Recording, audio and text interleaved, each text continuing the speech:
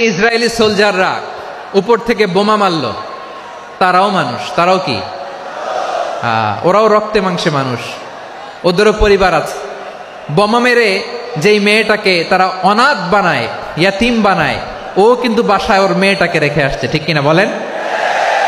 Bombing করে যে বাবাকে মেরে, স্বামীকে মেরে স্ত্রীকে বিধবা বানায়, তারও ঘরে স্ত্রী আছে। উপর থেকে বোম মেরে মানুষ মেরে দিচ্ছে, তারাও মানুষ। 1945 সালের 6 আগস্ট আমেরিকান সোলজাররা হিরোশিমায় বোম মেরেছে। আমি নিজে দেখে এসেছি জাপানের হিরোশিমাতে। সকাল 8:15 মানুষ কেউ অফিসে যাচ্ছিল, কেউ খেতে খামারে কাজ করতে যাচ্ছিল।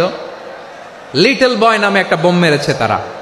এই বোমের আঘাতে, পারমাণবিক এই বোমার রেডিয়েশনে আঘাতে, বোম ব্লাস্ট হওয়ার পরে মুহূর্তের মধ্যে 1,40,000 নাই। উপর থেকে যারা মারতেছে এরাও মানুষ, যাদেরকে মারলো তারাও। তার মানে মানুষে মানুষে পার্থক্য আছে না? নেই, মানুষে মানুষে পার্থক্য আছে। নাক কান চোখ মুখ থাকলেই মানুষ নয়। বাড়ছে জনসংখ্যা, কমছে মানুষ, চিল্লায় বলো ঠিক কিনা?